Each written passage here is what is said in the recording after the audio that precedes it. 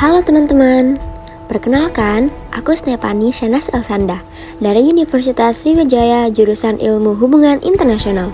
Pada video kali ini, aku akan membahas mengenai 3 fakta strategi yang dilakukan India dalam menghadapi kedatangan Cina di wilayahnya.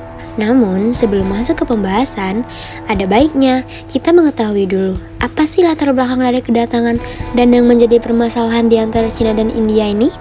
Langsung aja yuk, check it out. Secara historis, India dan Cina berada dalam kondisi rivalitas dilema keamanan. Dilema ini dapat terjadi karena keduanya adalah raksasa ekonomi dunia.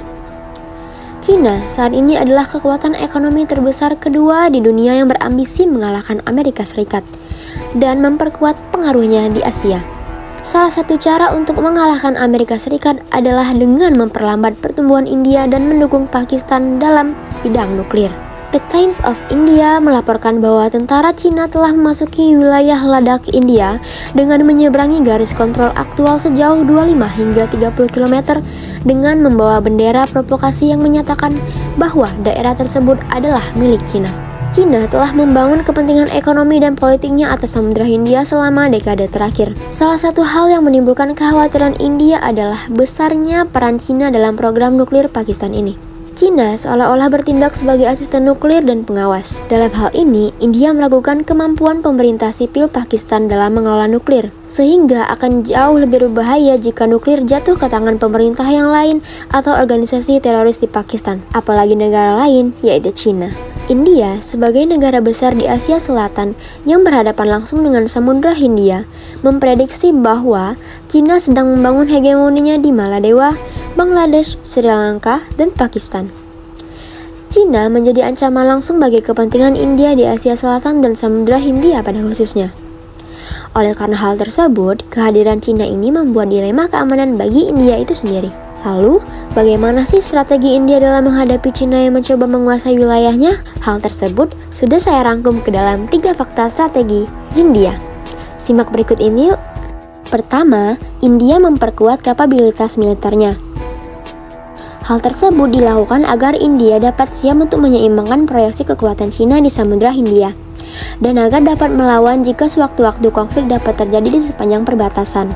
Untuk mencapai kekuatan maritim dalam menghadapi hegemoni geopolitik Cina dan ancaman di kawasannya, pada umumnya diperlukan beberapa jenis misi maritim, yaitu yang pertama, operasi keamanan maritim, proyeksi kekuatan, dan diplomasi maritim, sehingga dapat menyediakan dukungan di antara instrumen kekuatan nasional bagi India. Kedua, India melakukan investasi dalam pengembangan pelabuhan komersial dan bandara.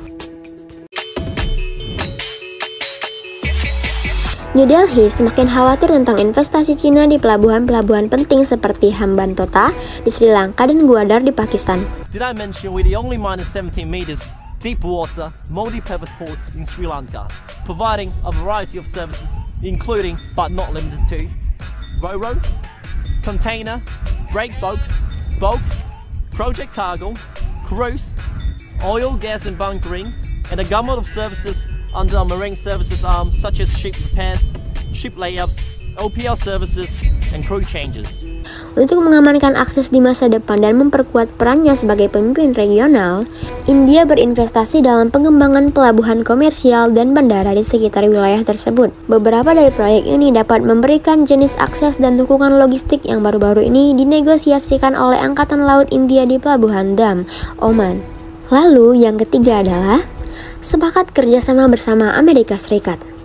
Pertumbuhan kerjasama antara India dan Amerika Serikat terutama dalam dimensi maritim karena kedua alasan, yaitu yang pertama, India memiliki angkatan laut terbesar dan kapabilitas militer yang mumpuni di kawasan Asia Selatan. Yuk kita simak keindahan bawah laut di Samudra Hindia. But right now, the team is much more focused on the problem at hand. In 3 weeks of dives, they've sampled reefs throughout the area. Is that despite widespread bleaching, there is still reason for hope. This optimism rests not on the big predators like the sharks, but on the little fish that graze the reef. You need those fish to be the house cleaners.